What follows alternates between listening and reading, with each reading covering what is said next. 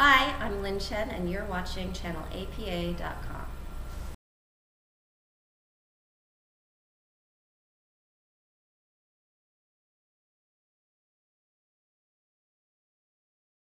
So White on Rice is the story of a Japanese-American family living somewhere in America, we don't know where.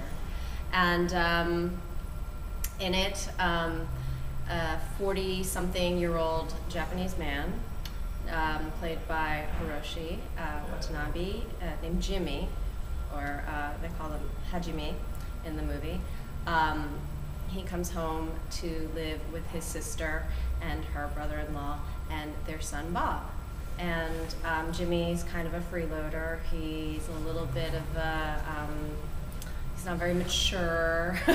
And so he comes to live with the family and is kind of freeloading off of them, and he's trying to get over his ex-wife, who he recently divorced from. And the niece of the brother-in-law is Ramona, and that's who I play, and she comes to live with them also because she's in graduate school. And when she comes home, Jimmy falls head over heels in love with her and is trying to court her.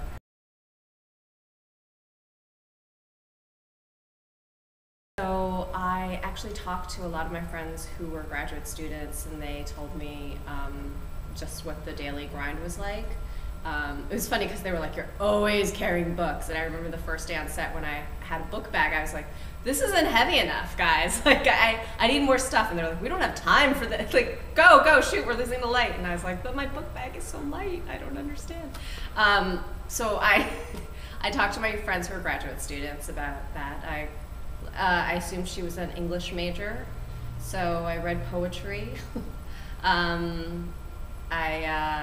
Actually, James, who plays my love interest in the movie, he and I went to UCLA just to hang out and get a feel for the vibe of being on a campus again, because we hadn't been on a campus in so long.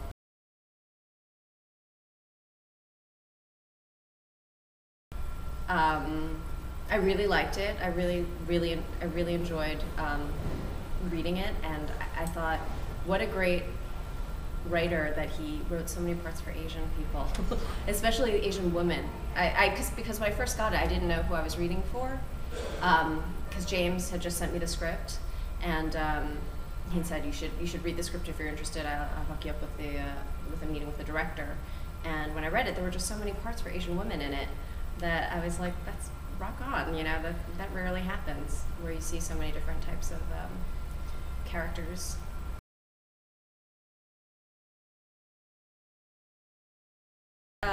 We had just met like at a few auditions, and we knew each other from each other's work, and that's how we met. He also set up Joy Osmonsky for this movie. Also, he knows everyone. He was like a little agent for this movie.